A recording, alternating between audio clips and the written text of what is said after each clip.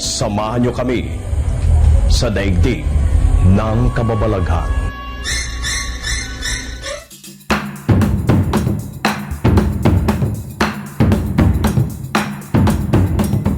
Mabuhay o sa Kapampangan, luwid kayo.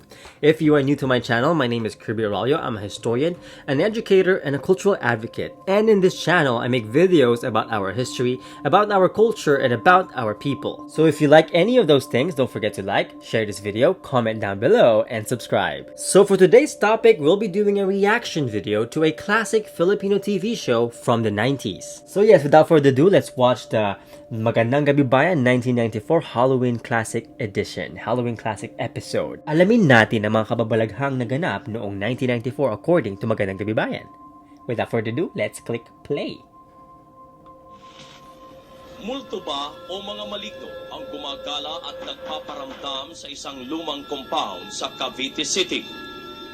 Ano ang hiwagang bumapalot sa mga estudyanteng sinasaniban ng mga engkanto sa Panabo, Davao?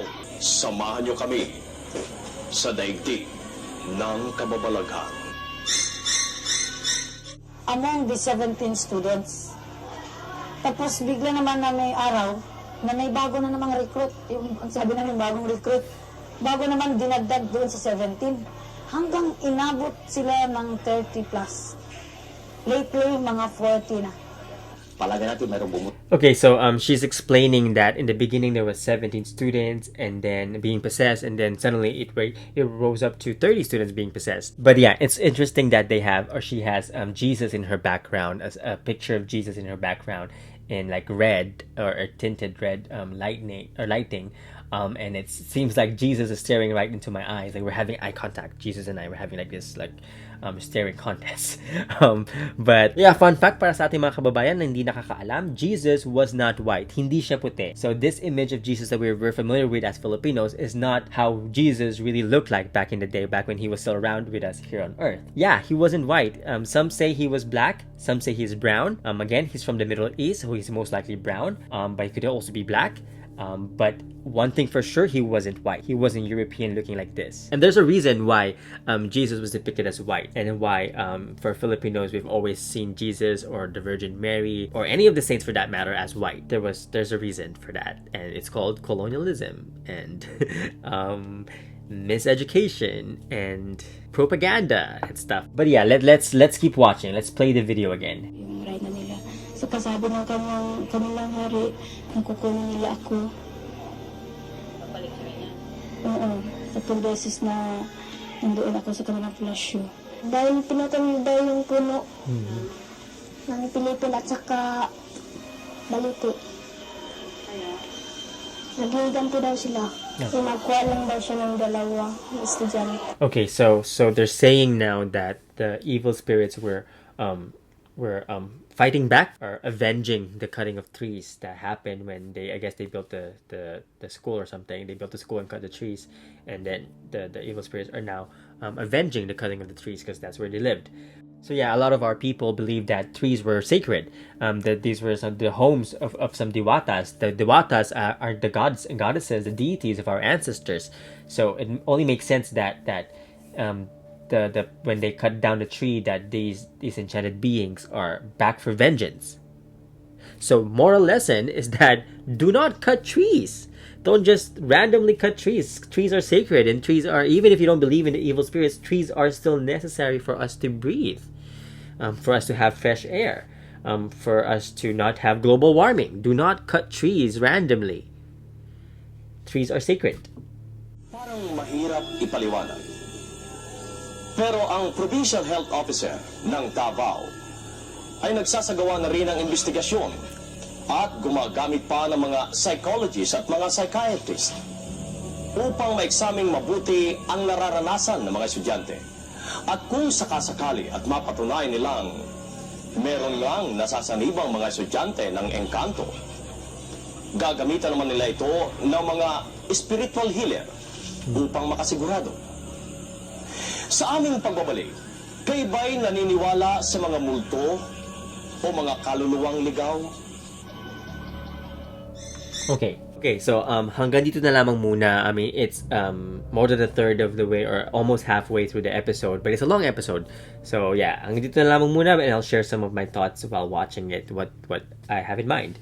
One is the theme of this first story in this episode is being possessed by evil spirits, o yung sinasapian o sinasaniban in Tagalog. For those who do not know, this is common in the Philippines even today. It's a common paranormal experience for people to be possessed in the Philippines by evil spirits or evil beings. And for me as a historian, from a decolonized perspective, it really reminds me of our pre-colonial beliefs and traditions before colonialism reached the Philippines. This idea of being possessed by spirits was nothing new to the Philippines. It's not brought by Christianity. It's always been part of our culture back then, but back then it was a different story. For example, in Kapampangan pre-colonial traditions, in indigenous Kapampangan society, we have a mamaluyan. A mamaluyan is the Kapampangan, Kapampangan version of a babaylan. So if you're familiar with pre-colonial Philippines, there's the babaylan, the priestesses, the shamans, priestesses, the spiritual leaders of our communities pre-colonially, and the babaylan is the term that they use in the Visayas. And in Tagalog, they call them Catalonan. And in Kapampangan, we call them mamaluyan. And mamaluyan, it's literally, the meaning of mamaluyan is as a human that is the vessel of the gods. So your body is the vessel for the gods to possess. And as I've mentioned earlier, these gods and goddesses and deities of our ancestors were the ones that we call diwatas. So the diwatas would possess the mamaluyans to communicate to the human world. So it's like back then, pre-colonially, this was seen as a way for the gods, goddesses, the deities to communicate to humans when they would possess this body and communicate to humans. So that's literally the meaning of mamaluyan in Kapampangan. In some traditions, in some provinces, in some ethnic groups, the babaylans would be talking to the spirits of the ancestors, the diwatas up in heaven, or the diwatas in the spirit world while they're sleeping in their dreams. But in Kapampangan culture, they were actually being possessed by these spirits, by the spirits or the higher beings, the diwatas. So yeah, back then, being possessed was seen as a blessing from the gods, something that's special. But colonialism happened, and now it's an evil thing that could happen to somebody. And this shift of attitude towards being possessed, from being a blessing to being a curse, really happened because of colonialism. And it has a lot to do with how the babaylans also shifted from being revered to being persecuted. So if you're not familiar with pre-colonial Philippine history or society in the islands before colonialism, the babaylans, the mamaluyans, the Catalonans they were at the top of the social structure or the social hierarchy. They're the spiritual leaders of the community. They're revered. They're highly revered. They're respected. And in some instances they're respected higher than a king. In some instances, when there's no king, the babaylan would step in as the datu of the community. They were highly respected, and then suddenly, when colonialism happened, they became persecuted. So yeah, before I forget, these babaylans, these Catalonans, these mamaluyans were predominantly women. They were mostly women, including trans women. So yeah, what we now call trans women. And they were highly revered, they were highly respected, they were loved by the community. And then when colonialism happened, they became the demons. They were vilified, they were associated with the devil, they were associated with the evil spirits, they were literally called witches. So in their attempt to spread Christianity in the islands, they hunted down the babaylans, they really hunted them down. There was a witch hunt, a literal witch hunt, similar to what they did in Europe back in the day, to really hunt this powerful women and vilify them, call them the devil, and really hunt them down. It was bloody. There were some instances where they literally hunted them down and killed babaylans and chopped their bodies to be fed to the crocodiles. That's how brutal they were to the babaylans. And I guess, for me, it has a lot to do with this idea of powerful women. This idea that challenges the patriarchy that is found in Western societies. So I guess for these priests, for these Catholic missionaries in the Philippines, when they encountered the babaylans, they appalled, because they came from a very patriarchal, very hierarchical, feudal society, and then they come to the Philippines and meet these powerful babaylans, these women who are at the peak of their power, who are very influential, who are very loved, who are revered and well respected by the people. So for them, that's a threat, because these women were not just normal people who happened to be priests, who happened to be women, but they were actually at the heart, they were the soul of the community. So for the priests coming in to spread Christianity, this was an abomination. And what they did was to vilify them, to associate them with the devil, to associate them with the evil spirits, hunted them down, cut them, chopped them up, chopped their bodies into pieces and fed them to crocodiles, all in an attempt to spread Christianity. And this demonizing of pre-colonial beliefs and traditions were not just limited to what they did to the babaylans.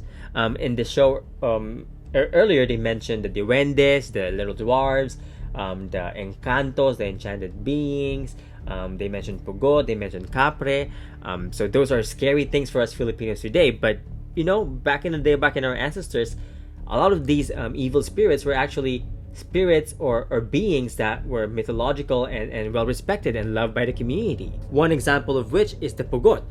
Today we associate pugot with the beheaded ghost, but back then pugot in pre-colonial Kapampangan traditions and even in Ilocano traditions, pugot were these mythical beings that were really the protectors of the land, the protectors of Mother Earth, the protectors of the forest, the protectors of the indigenous people. But here comes Christianity, here comes the Spaniards, here comes the Westerners, and they turned the pugot into the capre that is very frightening for us. And then here comes the Americans, and then because of David Fagan, they turned pugot into this beheaded ghost. And you can learn more about that if you watch my video on Captain David Fagan. I'll link up here or down below. But yeah, they vilified, they demonized a lot of our pre-colonial traditions, a lot of our pre-colonial beliefs, a lot of the things that our ancestors looked up to, a lot of the things that our ancestors respected and loved. They vilified them, they demonized them in an attempt to Christianize and colonize the Philippines. So yeah, there's a lot of these examples of these of our ancient beliefs, of our ancient traditions being associated with Satan, with the devil. And this was their way, their attempt at really spreading Christianity in the islands. Now, I'm not saying that Christianity is bad. No, I don't think any religion is inherently bad, but I'm just saying that the way they spread Christianity in our islands 300 years ago or 400, 500 years ago was really bloody. They literally flipped the table and turned the beings that our ancestors once worshipped, our ancestors once respected, into these terrifying evil spirits that terrorized us, that frightened us. I'm not saying this to vilify the church, but really to just recognize. It's important for us to recognize and understand how Christianity started in the Philippines, how our ancestors were converted to Christianity. It's important for us to understand what happened back then. They weaponized our beliefs, our ancestors' beliefs. They weaponized our traditions, our ancient traditions. They really use our own culture as tools to disempower our people, to disempower our ancestors, to make our ancestors more susceptible to colonialism, to make our ancestors more susceptible to being, I'm not gonna mince my word, to being brainwashed into thinking that the Western world was the best thing to happen to the Philippines. And I think it's important for us to recognize that our ancestors suffered in this process. A lot of our ancestors suffered in this process.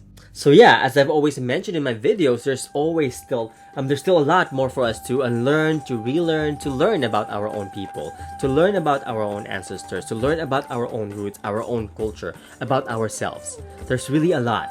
But I guess that is it for me today. That is it for this reaction video. I'm probably gonna watch the rest of the episode, but probably not alone. But yeah, for now, I'll end this video here. And yeah, always remember to know your roots and know history, know self. And if you like this video and learned a thing or two, don't forget to like, share this video, comment down below, and subscribe. And again, if you want to help me make more videos like this, show your support and please be my patron or get a copy of my book. Shoutout nga pala sa aking mga Patreon sa Patreon, Patreon sa Patreon na patuloy sa pagsuporta at walang sawang sumusuporta sa paggawa ko ng mga video gaya nito.